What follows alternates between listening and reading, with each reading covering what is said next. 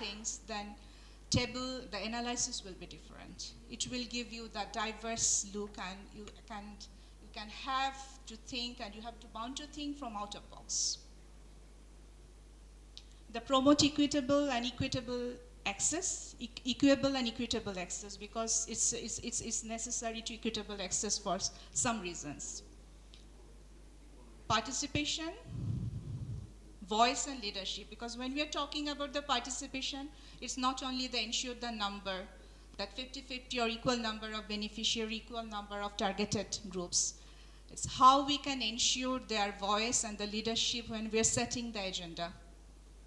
Like it is the risk mapping, when we are prioritizing risk, does their priority is included or not.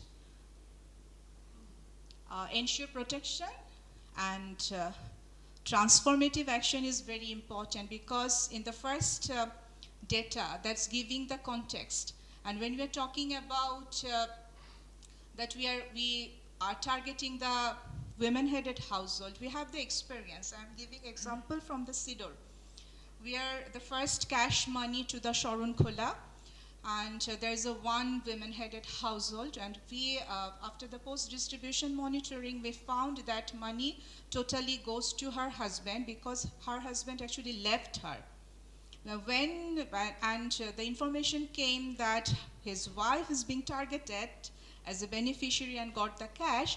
He came back, and somehow but the cultural context is husband came back, so it's becoming a little bit emotional, and gave all the money to husband, and after 1 or 2 months, he left again. So this is the context. So when we are analyzing anything, we need to be very careful. When we are targeting women, giving the cash, we need to be very careful that whether they have the control over their money or not, for own purpose or for other purposes. And also the dedicated resource. And when we're talking about resource, it's not only the financial, it's also the human resource. Look at our contingency plan. When we're talking about our emergency response team, how many are women in this group? How many women are leading the cluster? And how many humanitarian managers? From my childhood to the development sector, I am seeing Murshidappa, and still Murshidappa, and 1 or 2 more. But we are committing this for last 20 years. So these are the key commitments, and what we are going to do, our next exercise is we are providing you the checklist, and we are going to divide all of you in 6 groups. So 2 groups will work on the gender responsiveness, 2 groups will work on the protection, and 2 groups will work on the inclusion, and you will get the checklist. Not the full checklist, some very key checklist or indicator, and you will assess your works, that how much we are addressing that standard when we designing, when we assessing need, when we mapping the vulnerability, something like that. And then we will come back in the plenary with our agreed decision. So this is the format, because when one group look at the gender responsiveness, they will go through the preparedness phase, emergency, recovery, and reconstruction. Because we're talking about, we need to link it with the nexus. So it's not only the emergency, it's related to the resilience, or, but let's talk about the nexus.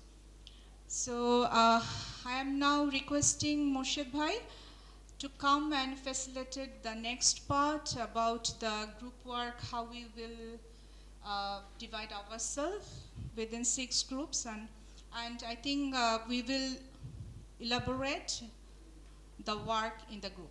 It will be better, because 2 groups will work the gender checklist, 2 groups with the inclusion, and 2 groups with the protection. Any question, any burning question before the exercise? No? Okay.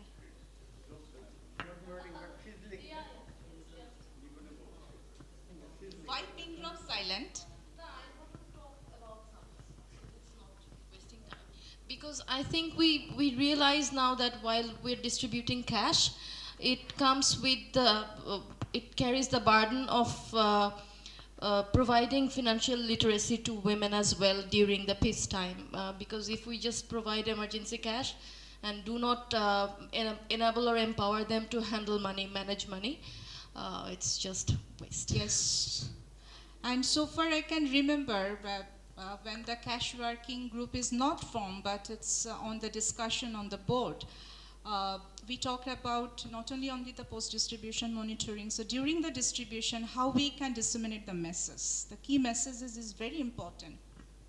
I still can remember from the 2004 flood, I was the manager for the Sirajganj for 20,000 household. And that, I mean, each distribution, we provide one message that when you cook, because we are providing the food by the World Food Program, so at least one meal together. So that the nutrition and other things will equally distributed among the family. So the very simple way we can distribute the message and disseminate the message. And the another way, there are so many organizations working at the local level, we can engage, and that the way the Action Aid is here and the other organization, we are talking about to how we can include the women-led organization from the local level in the whole response management process. Okay. Thank you, Farnapa.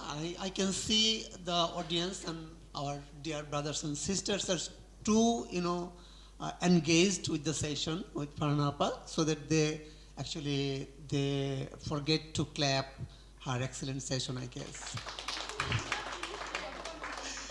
Actually, she delivered a critical thing with a very simple way, I guess, I believe.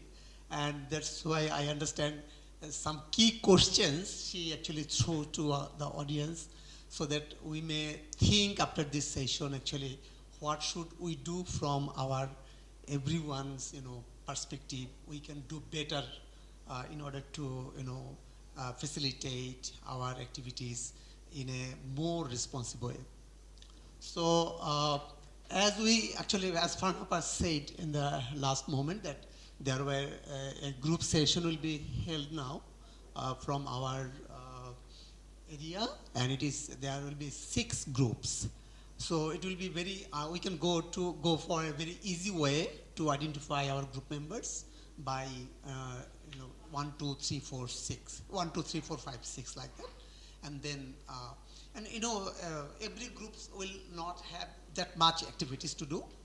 You will have enough time to do that, and we will be available there to assist you or support you if there is any need. So can you please start giving your number, and kindly remember your number, what you are utter. 1. So you please remember. 2. 3. 4. You are 4. 6. Remember 4, okay? 5. Please. You. 6. Okay. 1. Okay. SN 2. 3. 4. 5. 6. 1. Yeah. Ronnie bhai 2. Please remember 2, okay? Ronnie bhai, please remember 2. You are 2. After 2 number, huh? 3. Bhai, 4. 5. 6. 1. Good. Bhai. 2. 3. 4. 5. 6. Great. 1. 2. 3. 4. Okay. Oh, after missing? Okay. 5, right? Okay, there is no 6. Okay, great. So we have a very good, 6 groups now. So I think it is 5 or 6 members in each group we'll have. And according to group numbers, you can actually sit together in a particular table, so that we will have, yeah. No, আগে তারা টেবিলে ভাগ করে ফেলি। I think this is number one, group number one. All one can come here, right? And two maybe this. Huh? This is for number two, table number two. One, two. Then this is three, table number three. Table three, yeah. And table four, table four, table four, table five, and table six. Okay. According to your own number, kindly go to your table. 1, 2, 3, 4, 5, and 6. Numbering and the new group formation will allow us to have better interaction with other colleagues. 4, 4, say 1, 2, 3, 4. 4 is that. Anyone 6 who yet to sit with the group? Okay, colleagues. Oh, আপনারা বলে দিয়েছেন gender দিয়েছেন ওকে আচ্ছা group number 1 and 2 group number 1 and 2 for you gender responsiveness you will discuss on this on the document that you got you can share this document and you can discuss among yourself and you will write down something on the paper based on this on gender responsiveness yeah and 1 and 2 these two groups will have the same discussion and same inputs in the paper based on this document okay 1 and 2 yeah this document yeah you can share the document and upper second inclusion you have 5 more minutes to go please finish your work by 5 minutes and that needs to be addressed and what's your solution to that just 3 Anyone from group 1 volunteer? I think maybe. Sorry. Sorry. I think one of the aspects is still, there are many tools out there, but when it comes actually in the practice, at the organizational level or the cluster level, I think still that priority should be given. For example, in the guideline, we say male, female, equal. gender group right Right. Gender group. But actually, on the ground, it's not only number, but also the right capacity people. So, capacity could be an option. Like even within the humanitarian team, you don't get the women or leadership, or maybe it's not coming. So that's a real challenge. So maybe one of the priority get how we could bring more women into the team, or maybe within this. So that should be one of the priority. Then the second one, still during the assessment, adolescent boys and girls, which is maybe we talk about women, but in depth looking at that age group and their issues, or even doing gender responsive package. That is, I think, is still on the paper. But when it comes to real operation, the funding is not there even. So maybe another priority could be listening from the adolescent group and packaging or supporting or responding to their needs, and that can be improved. Nevertheless, I think rest, there are good example also in terms of primary data collection, some of gender segregated data. So that something is also, I think, improved a lot. So on of the thank you.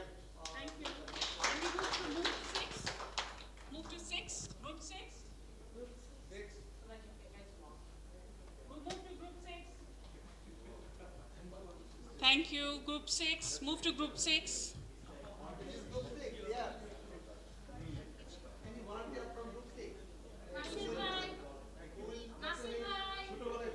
Group 6, Nasir Bhai, and let's not repeat And, you know,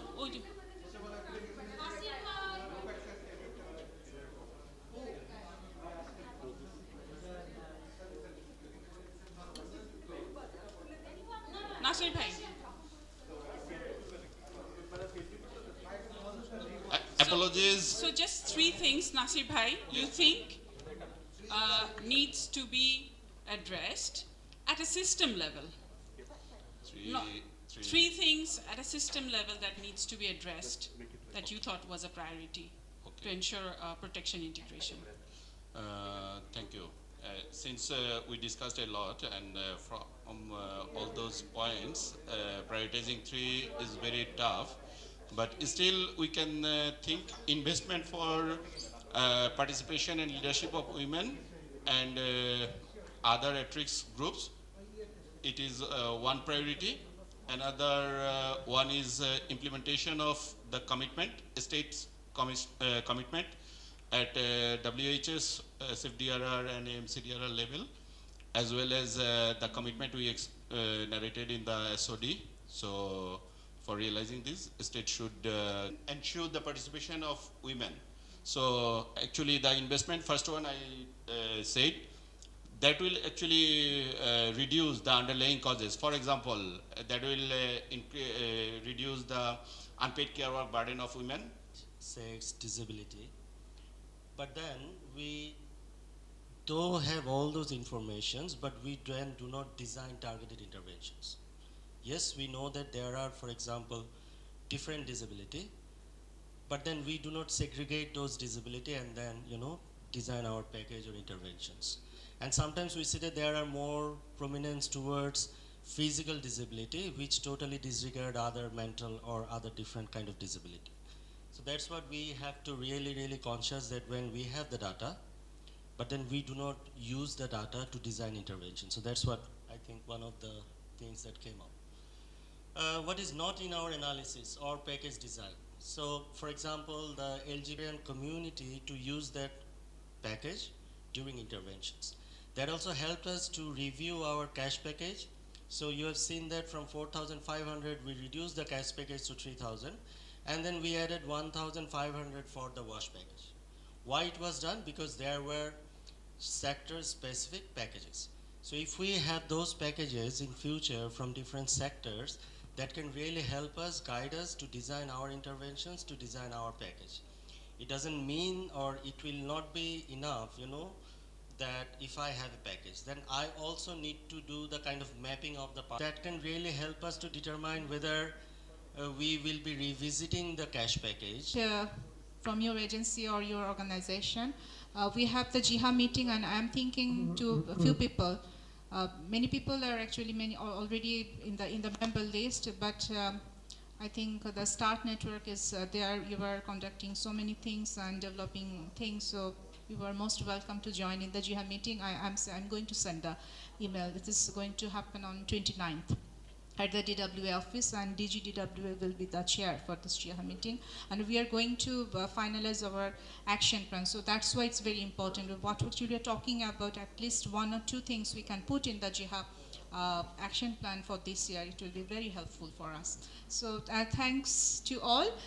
Just keep in mind when we are putting that SAD regarding the sex, age, disabilities, disaggregated data, we are doing very well. Just for your information, we have already, from the UN Women side, we developed the protocol. It's called the Handbook or Guideline with the Bangladesh Bureau of Statistics. It's a SAT protocol. So we talk about 16 indicators on what actually we need to collect the disaggregated data on the age, disability, and the sex.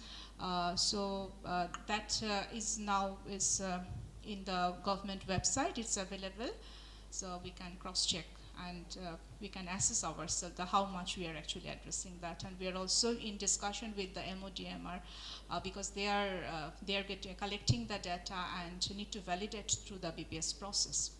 So thank you, everyone. Kaji Bhai. To complete before lunch, we'll try to finish as early as possible. We have with us Mr. Benjamin Nobel, who is the Interagency Coordinator, Community Engagement, Accountability, which will be supported by also Kazi Bhai. We'll discuss about the ISC collective accountability initiatives. Benjamin, if you can hear us, you can introduce yourself and then you can start the presentation. Thank you. I hope you can see us as well. So, okay. Hi. The next session is about ISC collective accountability initiatives by Mr. Benjamin Novell, who is the Interagency Coordinator, Community Engagement and Accountability, will be supported by Kazi Bhai. Benjamin, if you can hear us and see us, please reveal yourself, introduce, and then you can start the presentation. Thank you.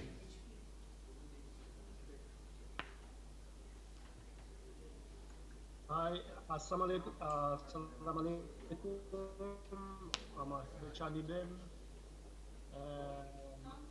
So I am interagency coordinator. Yes, can you hear me?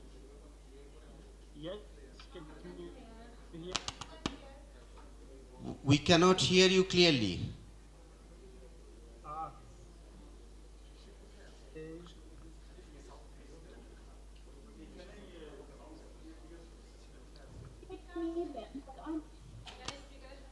Just give us a minute. Benjamin, can you speak? Can you speak now? Yeah, can you hear me now? I can hear you. Yes, we can hear you clearly now. You can continue. Okay.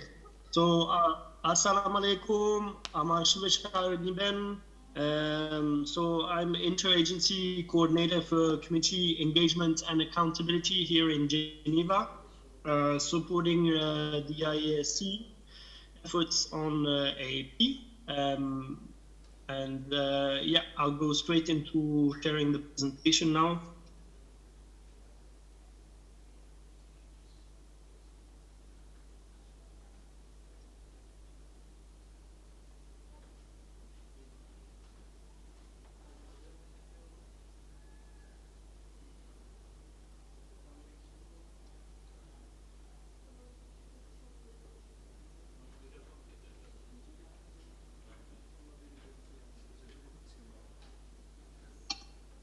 Okay. It's working? Great, fantastic. Oh. All right. So accountability to populations. So first and foremost, I just want to come back to first this common understanding. And I'm going to switch off the sound on my side because there's a big echo. All right, so yes, as you can see, this definition about AAP is about the active commitment by humanitarian development actors to use power responsibly by taking account, giving account to, and being held to account by people they seek to assist. Okay, so what we want to know is what this means in practical sense. It means to make a conscious effort through planning and delivery of our resources and activities to ensure that communities served in all of their diversities are at the center of our work. It means that we listen, we include, and we inform communities, and we enable them to provide feedback, including what is sensitive complaints, and that we ensure them that we will act taking in account what they say. It also means that we are actively engaging them in a meaningful way to participation, so that they can have a say in decisions that are made about them, in the humanitarian response, in the priorities, and that they can provide real-time inputs for adapting programming. It also means that communities can assess with us the conduct and performance of all humanitarian actors, and they can access the assistance, protection, and support they need.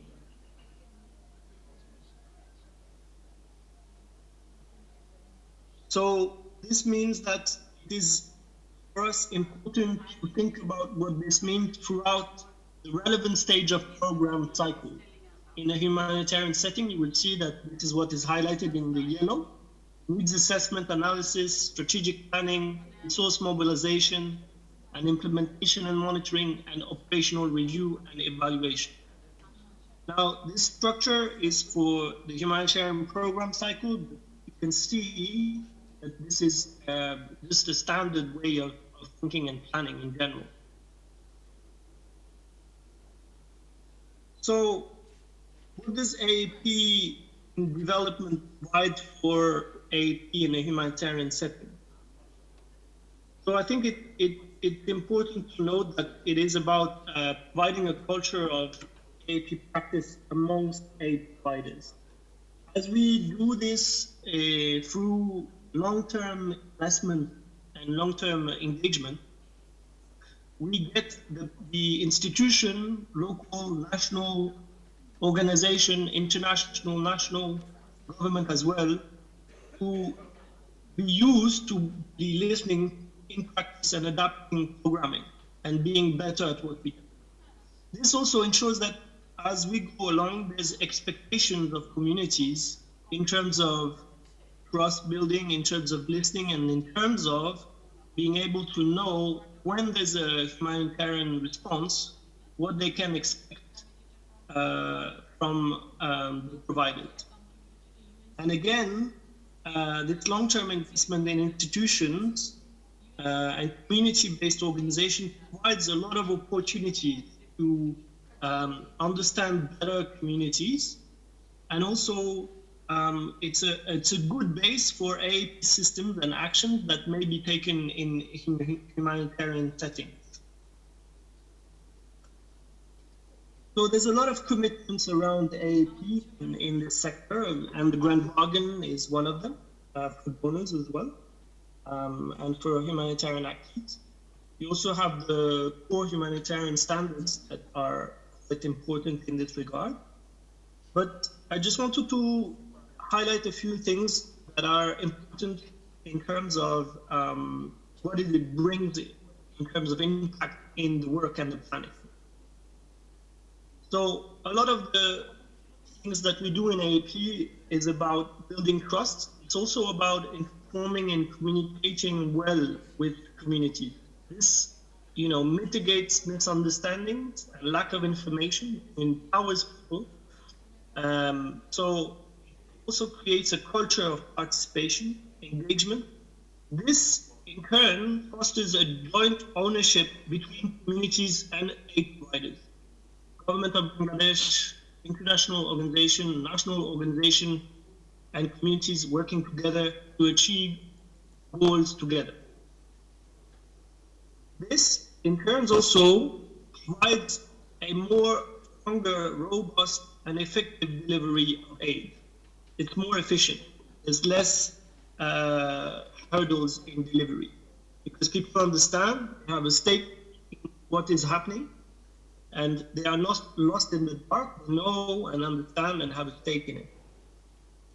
Finally, for a higher level of decision making for UNCT and HCT and donors, it's important to note that the evidence and the way of working of AAP improves advocacy as well as targeted fundraising, because it is built on what people want and want to know. Now, in terms of the ISC AAP tools, we're looking at making humanitarian action work for everyone, proactively eradicating, as you can see, abuse, and systematically including feedback and representation. We have two big tools that have been developed the last 2 years with all UN NGOs at global level, with a lot of consultation also in countries with key actors. One of them is the collective AAP framework, which is a tool to help the humanitarian leadership, HCT, UNCT, depending on cases, know what to do to ensure collective responses are accountable and inclusive to better develop what we call an AAP country level action plan. Now, this is built on the results tracker, which is a tool to measure how well the system is doing in terms of collective accountability and inclusion. Again, it's also to develop, but also measure the impact of an AAP country level action plan. So both tools work together, and we'll see that in a minute, in a few slides. We also have the accountability and inclusion portal, which is full of good practice, case work, best case studies, and a lot of different practical tools to better understand how to ensure responses are accountable and inclusive. And finally, there's a service directory, which is about finding partners on accountability and inclusion if you are looking for some to implement some specific actions. So first, this is the collective AAP framework. You may have seen a glimpse of it earlier. This is a condensed version, so it's not the full one, but it has 5 outcomes, which are structured again against relevant stages of the program cycle, the humanitarian program cycle. And as you can see, the first outcome is about coordinated needs assessment and analysis, and it's about ensuring that those needs needs assessment and analysis reflect all of the affected communities' groups' information needs and communication preferences. Secondly, the second outcome is about the humanitarian response planning, ensuring that we are based on all these assessments, needs that have been built on to include all of the affected people's voices in our planning. Thirdly, we come to resource mobilization, and the funding and resources are set in place to ensure a coordinated approach to information provision, community feedback systems, and participation writ large. The fourth outcome is about response implementation, ensuring that it's coordinated and driven by informed community participation and feedback systems, and is monitored and adjusted as needed. The final outcome is about the evaluation and review of collective AAP actions and outcomes to ensure they are coordinated, participatory, and transparent, informed learning. And this is a 1-year cycle, so it goes back on again the following year, and you come back to informing outcome 1. The outcome 5 is based on the results tracker. We'll see in a minute. What is the AAP results tracker? The results tracker is a tool to measure and monitor the collective performance on AAP at the country level, aiming at supporting decision making. So it's central to developing an AAP country level action plan and to monitor the outcome 5 of the ISC collective accountability framework. So it's built on the 9 CHS core commitment, okay? They're adapted or thought through at the response level. That means these were created for organization, but the way the result tracker works, it's about collective response. So how are we performing against those indicators? And all the indicators that you have in there, currently they are already collected by different collective initiatives at the central level, like the gender and age marker, multi-sector needs assessment, humanitarian needs overview. They relate to AAP and the commitment. Now, in some cases, this is adapted because of the fact that those are not necessarily collected in the country, but the important aspect is about what is the system doing and how is the community perceiving this. This is how it's structured generally. You have a commitment. Here, the humanitarian response is appropriate and relevant. You have system level indicators, that is about how are we performing as a system on AAP collectively. And then how is the same commitment experienced by the community themselves through community level indicators. And here you have an example of a community level indicator, which is the percentage of people who feel aid goes to those who need it the most.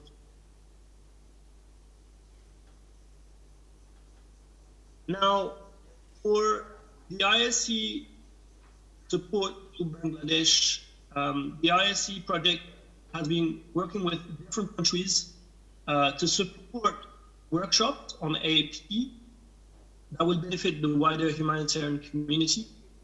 And this is through the use of the tools, but also ad hoc support to make those things happen. So there's a contribution for an AAP advisor to support the resident coordinator and the UNCT Bangladesh on AAP planning. There's also the support for the resident coordinator and UNCT Bangladesh for the planning and monitoring of the commitments as a system. And then there's the support and rollout for the ISC AAP training tools and resources to adapt to Bangladesh contexts.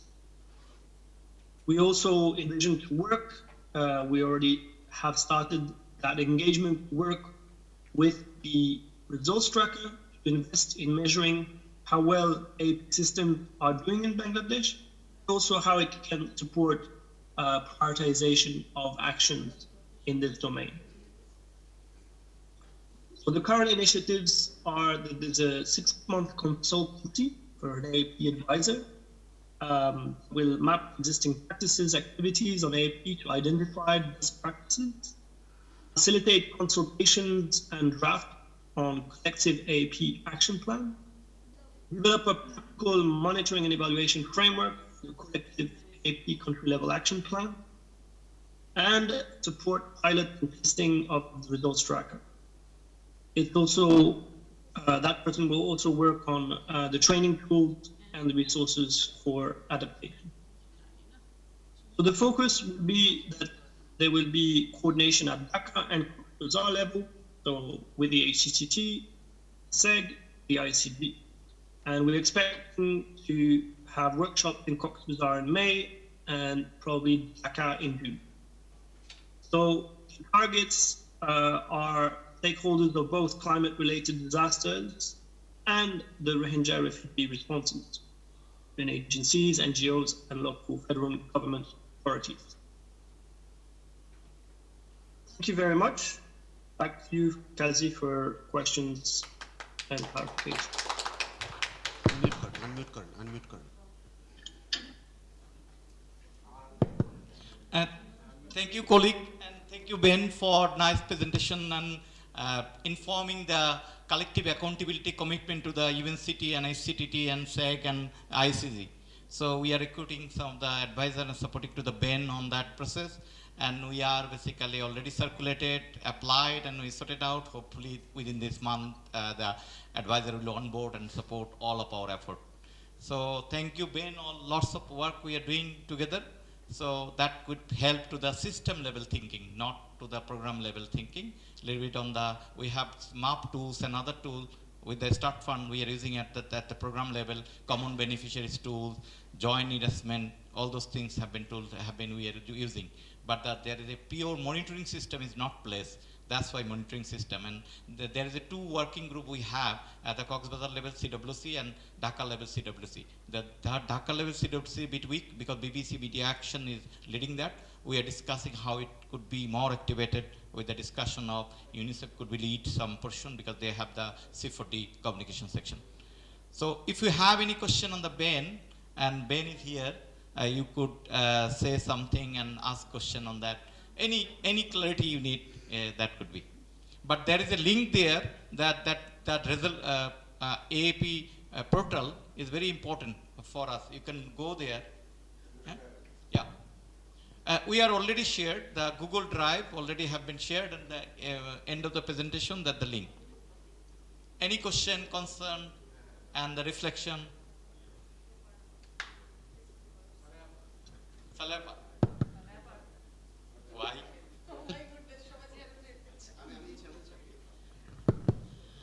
No, I just want to ask about the how we will be measured, the monitoring tools, the APP, the affected public, we are accountable for that. But is there any tools already developed, or we will be have a review that also in the country specific, in the context of Bangladesh, how we can also, that will be also, we need to have a consideration within our sector specific, like in a cluster specific, how, when we do the response, how we will be monitor the process, for the accountability to the affected populations. For the, thank you. Ben, about the result tracker. So I'm afraid I didn't hear that very well. If somebody could just summarize with closer to Yes, when the discussion is talking about the result tracker, how you measure this, that they are saying that where you get the indicator and report back to that indicator. Okay, so in this case, in the case of Bangladesh, we have two levels. I guess that for the disaster responses, natural hazard responses. Yes, we are listening. We are listening. Okay. So I was saying that we have two different levels for Bangladesh. For the national hazard current, we have to look and identify the respective indicators that are currently collected by the system. So because most of our indicators are more from the humanitarian systems, they are collected by sources that work within the humanitarian system. So in the case of Bangladesh, for the development side and those responses, we need to map out a little bit more what is collected within the system that matches the same categories or same areas of work. What is important about the results tracker is it poses questions about what kind of data and what kind of evidence we have against those commitments. And so in a way, obviously, because this is under development, it's not completely embedded in all systems at this stage in all countries. We need to do a little bit of adaptation and mapping so that we are ensuring that it is that is evident. And if there isn't, let me give you an example. If, for instance, we don't have indicators collected in Bangladesh in those types of responses around, do we have effective TFMs, feedback mechanisms in place? Do people trust them? Do they know about them? Or do we have systems in place for PSEA, for protection of sexual exploitation and abuse in those responses, and do people know and trust them? So if we do not have those, definitely a part of the planner of the action plan, the AAP country level action plan, is to find ways to collect, to ensure that we have evidence on those. So it's a bit of a gaps in the results are also an indicator of what action we should take.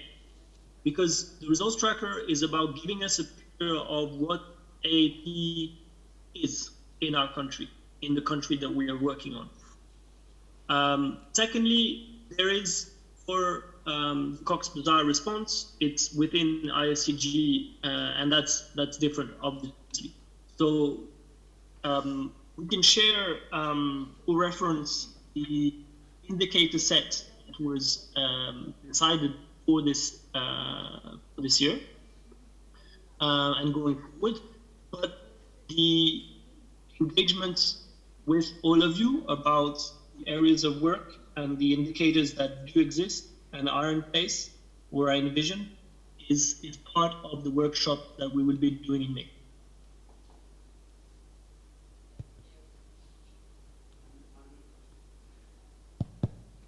Thank you, Ben. And thank you very much, Benjamin. Big round of any question? No, okay.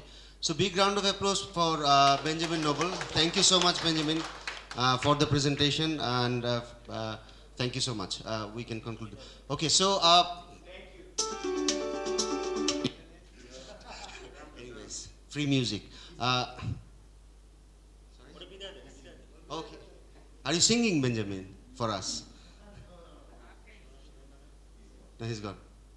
Okay. So we'll go for lunch now. So before you go, I think you have all received one yellow VIP card. You can go to the lunch. We'll finish the lunch by 2:30 p.m. What have you done, Rumanap? Anyways, so write 2 things about yourself in that card that is not so obvious, like your name. Don't write your name or organization. Write 2 interesting things, but that is recognizable as well. Don't write something that you are not. Write something so that others can recognize. Write 2 things about yourself in this VIP card. There is a box there. Fold it, put it in the box. We'll do the exercise later. So this is one notification, and the other one is we have Achala with us, who has joined today. I would request Achala to introduce to everyone. Hi, nothing much to add. Achala Navaratna, I'm working with IFRC.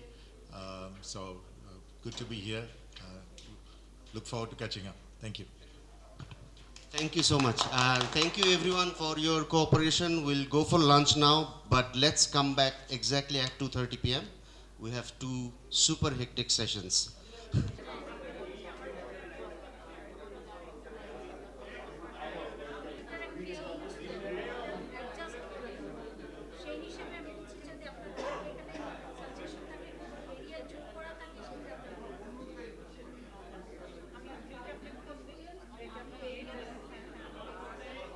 We are having a tough discussion on that HEA funding, so that the HEA have a inherited limitations. HEA have been built on the food security sector. That's true. But the moreover that has been using in the other sector as a tools, because of this tool is very important and low cost tools. You could identify where you need a 500,000 survey, but with that analysis you could understand better community. And how we will do the consultation, that is also a big issue. That if you want to do the different segment of consultation and all that, but we tried with that study to consult it with the female group and other group. So that we tried, and composition of the team and the female staff in there. So they are leading the discussion. So can we focus on little bit, because of we are going through, because of that's a study sent to the everybody. And we want that study is finalized with the feedback of you, so that if you have any feedback on the study, give that feedback to directly Start Fund. They are conducted this study in a part of their risk financing package determination in the flood zone. So let's talk about the items where you are not seeing, because some of the items have been collapsing in the one item, like agriculture, community expense, tax. So that if you want to show something that these items should be show, then we will see that digging into the data, what item and how much expenditure, then we will. But this discussion is not finished. We will continue the discussion of the roadmap on the cash package determination roadmap. Atur Bhai will explain a little bit. So let's go to the next step of the discussion. Then we will come back to that. But if you have any reflection on the items from the group, from the table, that what is you are not seeing, or what do you want to discard?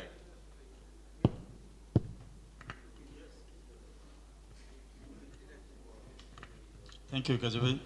Actually, in our group, we in our table, we are facing struggle to actually work on it, because this is the statement of the people, and it's the outcome from the there is focus group discussion. Yeah. So how can you say this should not be here, this should be dropped, this should be added?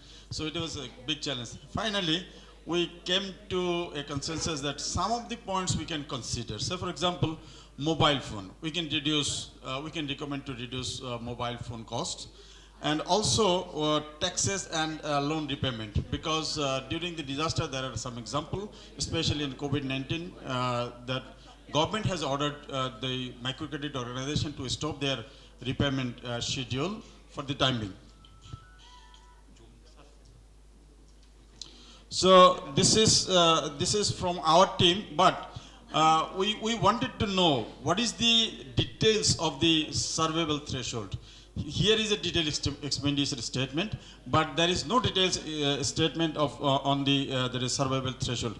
If we could know that what are the items in the survival package, yes, then we could compare and we could add or delete or something like that. Okay. This is from our side. Thank you. Very good. Thank you. Any other table on to very clearly coming up? Okay. Burning. Very burning.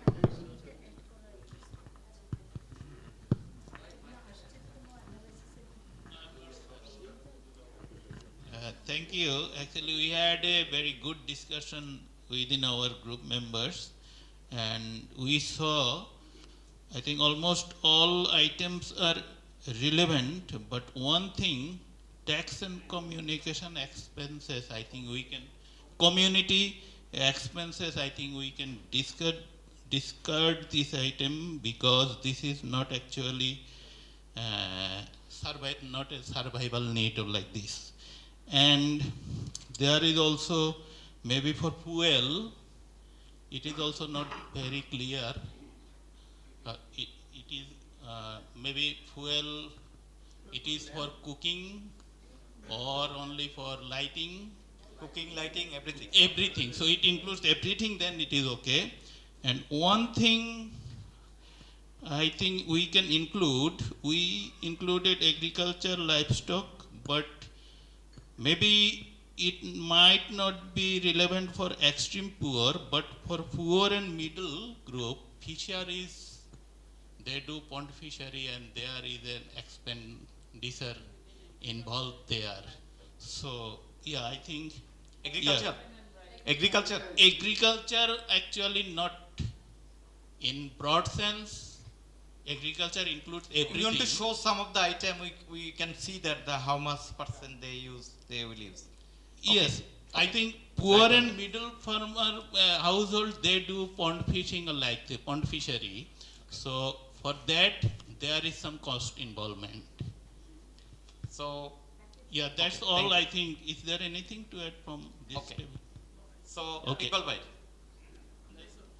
I think the fuel, it says like fuel because I think, but most of the blazes, I think there is electricity, Polli Biddut. So whether it will be, or even in the Chor area, no, Chor and river, yeah. But I think it's still there is also electricity. Then we can use it as a utility. Yeah. Yes. Yes.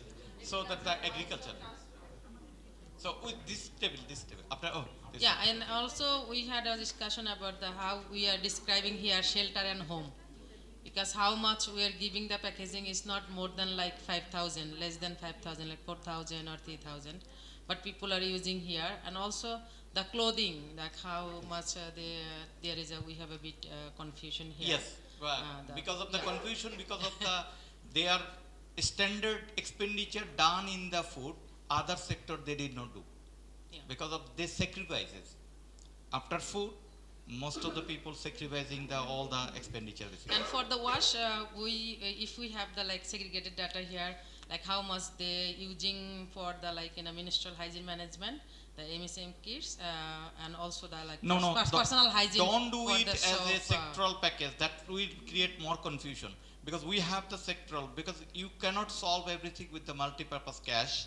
You need to be reduce something that whether we listen to the last table, I saw some of the different proposition from that table.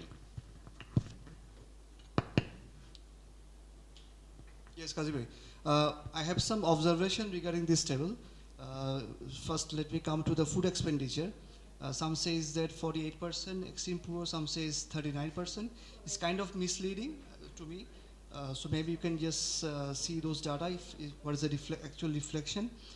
And I personally want to see the hygiene items as a cost, as a newly, you can consider for future as well.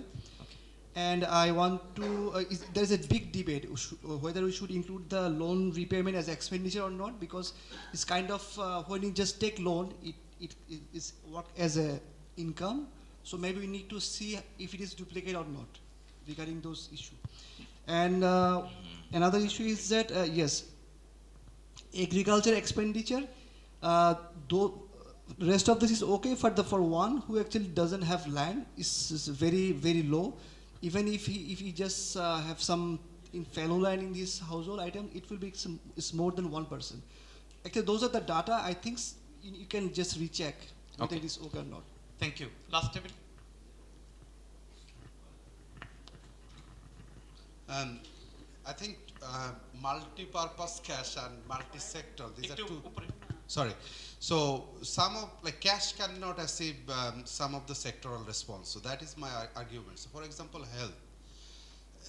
It's a service. It's very difficult to ensure through cash, and with health, even the SRS component, and then the protection service also. I mean, you cannot do it through cash, and then education also.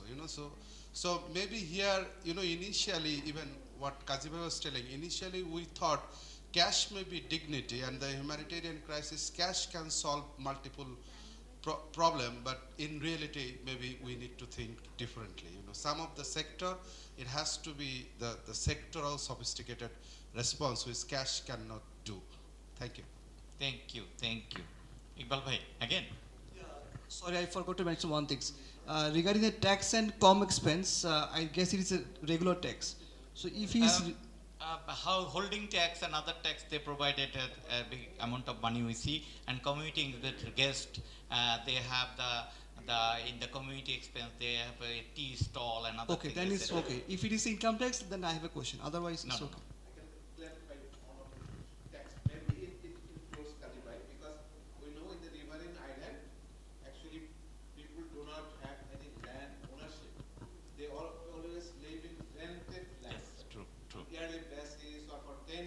And I agree, fully agree. These expenses, something like that, because it clusters a lot of information here.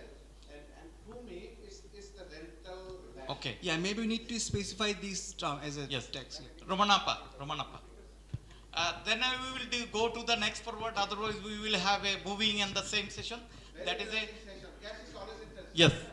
No, of course, cash is interesting, and this is the largest humanitarian response in Bangladesh, and should be. I mean, this is a dignified approach. We don't get into debate on that. And so allow me to finish before you start interrupting. I understand why you are doing this. You're doing this to improve the multipurpose cash package. Improvement means doing things differently, looking at things differently. And we all understand, because we all have experience here, that multipurpose cash package is used by all sectors, right? Not as a sectoral response, right? But it is used as a first response package by many. People who are doing wash, people who are doing food, whoever does that, right? What we are saying, or I think it's not only, I think we all are saying, we need to look at the more disaggregated analysis in order to improve this package. We are not saying give more money on wash. We are not saying give more money on, make more money for protection. We are not saying that. But you need the analysis, you need the disaggregated data which you have collected, but you have not analyzed in your report, Kazi Bhai. I have read the reports at least 3 times, given written comments to Mitapa, and Mitapa has admitted that this analysis could not be done because your team couldn't analyze it. So, yeah, Atar Bhai, I'll just take 30 more seconds. So, our plea is, and this also comes you analysis, or the looking at the disaggregation of these data is also given in the global guideline. You are continuously referring that this is a global method, as if we don't know global method. We also know, and we also have access, and we have checked, and we can share that link with you. This is in the global methodology. issue is you have the tool, but you have not been able to analyze it, and that is okay. Let's admit that we have not been able to analyze it. But you have the data, let's analyze it, let's look at these expenditure differently, and then decide what should be selected for the multipurpose cash package. That is our plea. I hope I have been clear. Farhanapa, you want to add? No need to answer that question. Just one thing, just very simple thing. This is the one table, and we are looking at the household as a homogeneous group. But household is not a homogeneity, yeah? We need to actually come out from the binary.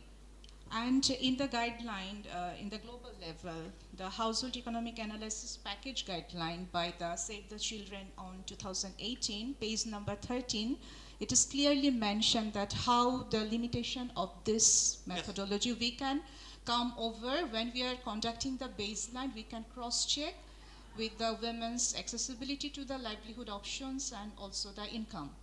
And it is written that it must be done. And there is another separate section on the inclusion. So it's maybe when we conducted any study, we can come with different table.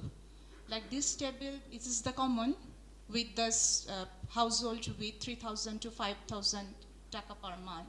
We can come with different table with the household with 5,000 to 8,000 money. In the same way, we can come out that this is the table for come with this male group, with the female group, with the children or the adolescent. Then we can analyze and compare. It will be easier with this for the sector to set their package. So it's our actually, I think, it's a simple thing, but we need to be prepared to do it differently. But that who will do that basically? We want that support from you guys because you are the expert on that. And we have the enormous data, all those things. When we appoint the farm, we need to look at when the team that composition, also the have been discussed. So we will not go to the debate. I am actually not talking about and criticizing this study, where I'm very much looking forward in the future when we conduct this kind of analysis, we should consider now this. What we can do, that there is a data there, and even in the group-wise data we have. When we determine the cash package with the roadmap, then we will discuss on that more nitty-gritty, because that will give us the base, and then based on that we will develop our sectoral package. We have a little bit time. I need to say one word actually. So yes, MPG. So there are several. So there are several ingredients here. But the multi-purpose is totally unrestricted and unconditional plans. Those study findings mention several items to make the expenditure. If any household want to, even some of us recommended to explore this group. If some of the household willing to repay the loan is one goal to make his or her life easy, to free from the pressure of the loan givers, that can be done. Because it's totally unconditional, unrestricted, whatever he wants to expend the money, but it's good to focus on women issues. That's a good idea, but we cannot impose any household to use the money. It's their choice, it's their priority to make the expenditure as per their needs and priority. That's no, আপনি তো expenditure, আমরা যেটা expenditure prioritise করতে চাই ওদের ক্ষেত্রে সেই ফিগারগুলো ধরে করবেন। আপনার যদি ডেটাই না থাকে সেই ফিগারগুলো আপনি কিভাবে করবেন প্ল্যানিং এর ক্ষেত্রে? ঠিক আছে, বাংলায় যাই। আমরা যদি টাকাটা দেই, ওর কিন্তু ইচ্ছা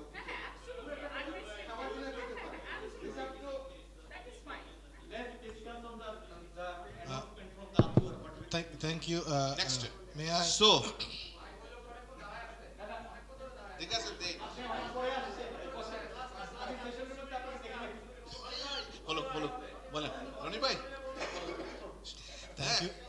Thank you very much. Make it short. I have one. Thanks for this wonderful and excellent job. There are always room for improvement. But I would like to echo with Ajad Bhai what he said is multi-purpose cash grant or multi-purpose cash, a beautiful tool, dignity, and blah, all those things. But as he was mentioning, for specific things, it's not, may not be active, proper way of doing things, may not be. So we don't have that analysis. We always try to see with a lens. It gives you the independence. Come on, if a drug addict get the money, what will he do? And why all these trainings and sessions happens, how to invest in stock exchange, how to invest in this business, microcredit and blah blah. So financial management, I mean, what is the my concern point is, basically? My point is the efficiency of multi-purpose cash use. I mean, how it could be used better. If it can be addressed in our next assessments, if we can brainstorm and make a tools to support that process, that can complement our programming of how far we go in kind and how far we go in cash, because cash is easy for us. To me, it's shifting the burden. Thank you. Roni bhai, can we just hold down the session, because we are the 1/3 of the session and we are time is over basically. So facilitator asking that to wrap up a little bit, because of the discussion is not finished on the cash package. There is a half discussion is still left. So Atur bhai, koi? Okay. So one thing, Atur bhai, there was a concept note. Atur bhai will share with the roadmap that how we will determine the multi-purpose cash packet through post and anticipatory. That has been working with the regional cash working group. So that we need some of the technical group member on that. If you are interested on the technical working group, put your name in the Atur bhai. So we will discuss that, generate that idea that how we will determine the package, whatever evidence we have. If we can generate new evidence, then we will do that. No problem on that. Thank you. Okay? Then go to the next.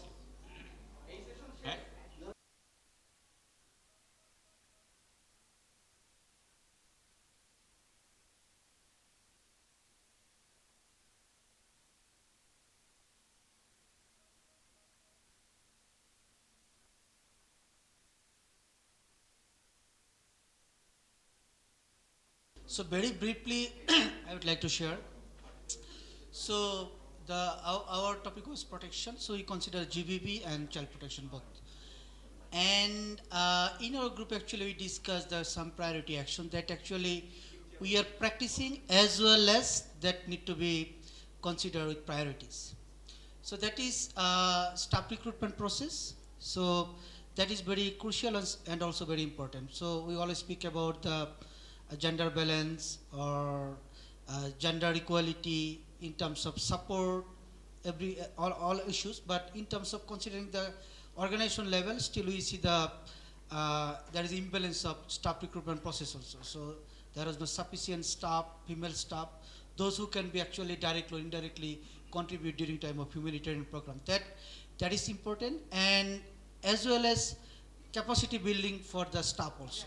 That is also very important. So specifically, they need to have very clear understanding, knowledge, expertise on PSA and also child protection issues, so that they can deal this issue during time of preparedness, response, and monitoring phase. The nexus. No, but these are very